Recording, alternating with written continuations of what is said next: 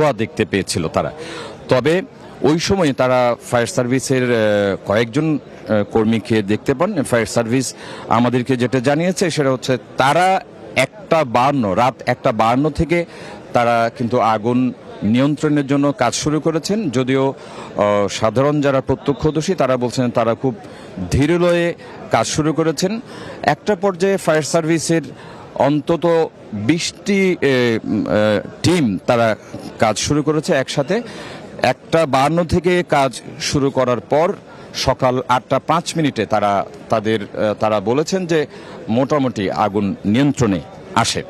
আপনি দেখতে পাচ্ছেন ক্যামেরার মাধ্যমে যে সচিবালয়ের যে প্রধান ফটকের সামনে মূলত প্রথমে আগুনের সূত্রপাত, এবং একটা পর্যায়ে ফায়ার সার্ভিসের মহাপরিচালক ব্রিগেডিয়ার জেনারেল জাহিদ সাহেব উনি যে গণমাধ্যম কর্মীকে ব্রিফ করে জানিয়েছেন, তিনি বলেছেন যে এটি আসলে কিভাবে কার মাধ্যমে আগুনের সূত্রপাত হয়েছে তিনি এই মুহূর্তে সঠিকভাবে কিন্তু বলতে পারেননি। তবে তিনি ধারণা করেছেন এটি হয়তো শর্ট সার্কিট অথবা অন্য কোনো কারণে হইতে পারে। তবে সাথে সাথে আগুনের ঘটনা এত বিস্তৃত হয়েছে, এই যে 7 নম্বর ভবন, এই ভবনের 6, 7, 8 এই যে 3টা ফ্লোরে মোট পুরো ফ্লোরের সব রুমগুলো জ্বলে ছাই হয়ে যায়, এবং এখানে যে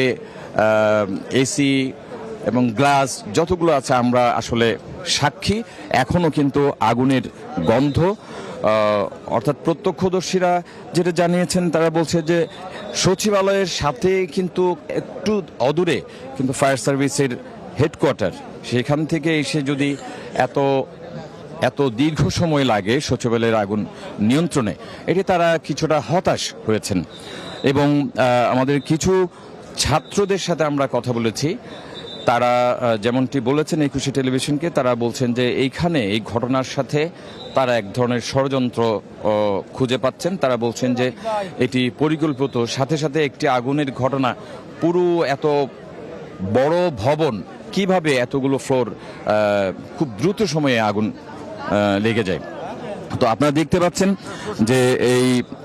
পাচ্ছেন যে একটু আগেই এখানে আমরা আইন শৃঙ্খলা বাহিনীর বিভিন্ন স্তরের সদস্যরা এখানে নিয়োজিত আছেন। সে রাত থেকেই 2 প্লাটুনের বেশি বিজিবি মোতায়েন রয়েছে, পাশাপাশি সেনাবাহিনী আছেন আর র্যাব সদস্যরাও আছেন। তারা সারা রাত ধরে তারা এখানে নিয়োজিত আছেন। এছাড়া পুলিশের সদস্যরা আছেন, ফায়ার সার্ভিসের। এখানে আপনাদেরকে একটু জানিয়ে রাখি, গত আগুনের ঘটনা নিয়ন্ত্রণের শুরু থেকে যখন ফায়ার সার্ভিস কর্মীরা নিয়ন্ত্রণের চেষ্টা করছিল, ওই সময়ে একজন ফায়ার সার্ভিসের কর্মী দুর্ভাগ্যজনকভাবে আসলে আহত হয়। পরে তিনি হাসপাতালে তার মৃত্যু হয়েছে বলে জানিয়েছেন ডক্টররা। তো সব মিলে এই সচিবালয়ে কিন্তু বিপুল সংখ্যক আইন শৃঙ্খলা বাহিনীর সদস্য, সেনাবাহিনীর সদস্য, বিজিবি, র্যাব, পুলিশ সবাই কিন্তু নিয়োজিত আছেন। এবং আমরা ডিজি ফায়ার সার্ভিসের সাথেও কথা বলেছি, তেমন ঢাকা জেলার প্রশাসকের সাথেও কথা বলেছি। তিনিও বলেছেন যে আসলে এটি খুবই দুঃখজনক ঘটনা, এবং তারা বলছেন যে বাংলাদেশের ইতিহাসে সচিবালয়ে এরকম আগুনের ঘটনা, এত বড় ঘটনা আর হয়নি। এবং তারা সবাই এক ধরনের বিস্মিত যে সচিবালয় হচ্ছে বাংলাদেশের সবচেয়ে বড় সরকারি কার্যালয়ের, সরকারি কর্মকর্তাদের কার্যালয়। এইখানে আগুন নিয়ন্ত্রণের জন্য যে মাত্রায় আসলে ব্যবস্থা থাকা উচিত ছিল, তারা বলছেন যে সেই মাত্রায় নাই। তবে ফায়ার সার্ভিসের মহাপরিচালক আমাদেরকে যেটা বলেছেন, আসলে এখানে প্রবেশের পথটি সরু, আবার ডেকোরেশন যে সিস্টেমটা, অর্থাৎ একটি রুমের সাথে গ্লাস, আবার বিভিন্ন আসবাবপত্র এবং বিভিন্ন সরকারি কাগজপত্র সব মিলিয়ে আগুনের তীব্রতা বেশি হয়েছে। গত রাত থেকে আমরা এখানে অবস্থান করছি। আগুনের যে লেলিহান, এটি আসলে খুবই ভয়াবহ। এখন আপনি দেখতে পাচ্ছেন এখনো একটু একটু ধোঁয়া বেরোচ্ছে। ফায়ার সার্ভিসের কর্মীরাও কিন্তু এই নিবারণের এখনো প্রাণ চেষ্টা করছেন। তো আমরা জানতে পেরেছি যে একটু পরেই স্বরাষ্ট্র উপদেষ্টা তিনি গণমাধ্যমের সাথে কথা বলবেন, এই বিষয়ে সার্বিক হয়তো কথা বলবেন।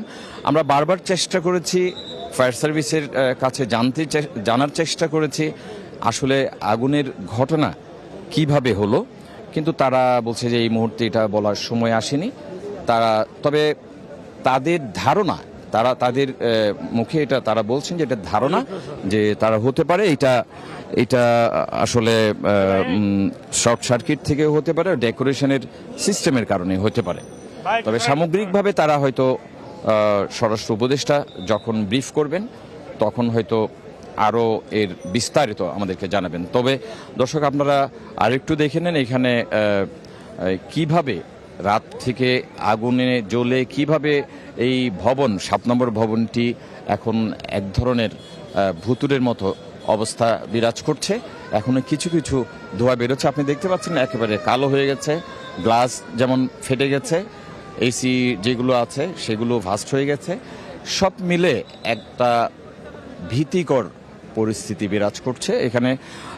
আইনশৃঙ্খলা বাহিনী সদস্য এবং সরকারি কর্মকর্তাদের পাশাপাশি এবং সাধারণ মানুষের বিপুল সংখ্যক সাধারণ মানুষও কিন্তু ভিড় করছেন। তারাও আসলে বিস্ময় প্রকাশ করেছেন যে কিভাবে সচিবালয়ের মতো একটা গুরুত্বপূর্ণ কার্যালয় এইভাবে পুড়ে যায়। এছাড়া আমরা বৈষম্য বিরোধী ছাত্র বলতে পারবো না, কিছু ছাত্র আমাদেরকে জানিয়েছেন তারা যাত্রাবাড়ি থেকে এসেছেন, তারাও কিন্তু এক ধরনের আশঙ্কা করছেন। তারা বলছেন এটি আসলে তাদের ভাষায় সেটি পতিত স্বৈরাচারীর দোসররা হয়তো এখনো লুকিয়ে আছেন। তাদের ভাষায় তারা বলছেন যে এই কারণে হয়তো তাদের ষড়যন্ত্র এখানে হইতে পারে। তারা এটির আসলে যথাযথ তদন্তর দাবি করেছেন। আপনি দেখতে পাচ্ছেন এখানে কিন্তু সচিবালয়ের যারা কর্মকর্তা, সাধারণ কর্মকর্তা কর্মচারী তারাও কিন্তু এসেছেন, ভিড় করছেন, তারাও প্রবেশের চেষ্টা করছেন। কিন্তু স্বাভাবিকভাবে আইন শৃঙ্খলার যৌক্তিক কারণ দেখিয়ে আইন শৃঙ্খলা বাহিনী তাদেরকে এই মুহূর্তে সচিবালয়ে প্রবেশ করতে বারণ করছেন।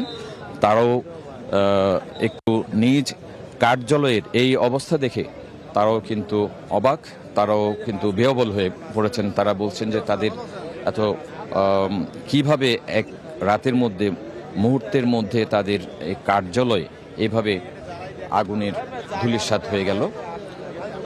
তো দর্শক আপনারা দেখতে পাচ্ছেন বিভিন্ন সাধারণ মানুষ তারাও কিন্তু নিজেদের মুঠোফোনে এই রেকর্ড করে সামাজিক মাধ্যমে এই ভয়াবহ আগুনের ঘটনা শেয়ার করছেন। আপনারা দেখতে পাচ্ছেন ফায়ার সার্ভিসের কয়েকটা গাড়ি অতিরিক্ত এখানে রাখা হয়েছে। এর আগে ফায়ার সার্ভিসের মহাপরিচালক আমাদেরকে জানিয়েছেন এই আগুন নিয়ন্ত্রণে অন্তত 20টি টিম এখানে কাজ করেছেন একসাথে, আরও অতিরিক্ত আছে। তো আপনি দেখতে পাচ্ছেন এখানে ফায়ার সার্ভিসের কর্মী একজন যেমন নিহত হয়েছেন, তবে আগুন নিয়ন্ত্রণে আনার সময় আরেকজন কর্মী, ফায়ার সার্ভিসের আরেকজন কর্মী তিনি সামান্য আহত হয়েছেন। তাকেও চিকিৎসা দেওয়ার জন্য হসপিটালাইজড করা হয়েছে, হসপিটালে নেওয়া হয়েছে।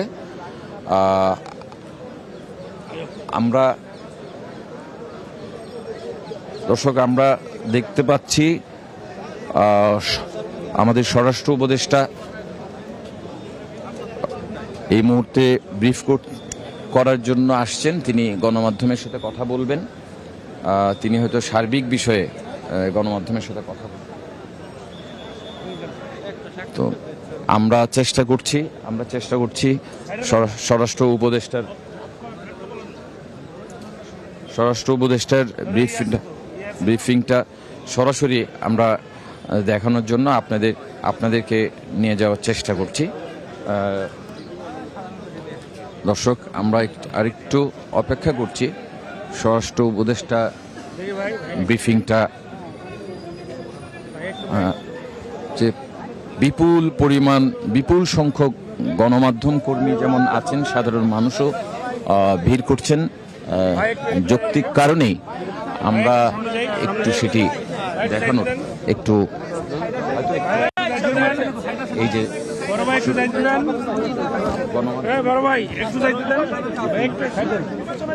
ভিড়ের কারণে আমরা সরাসরি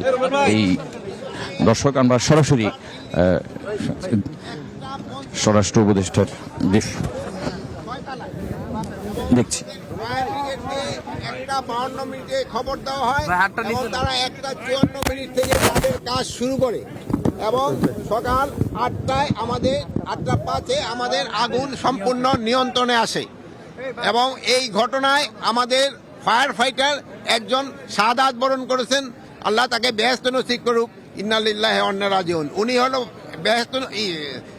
রোড অ্যাক্সিডেন্টে মারা গেছে। উনি একটা পাইপ নিয়ে সচিবালয় থেকে রাস্তা পার হয়ে দিকে আসতেছিল।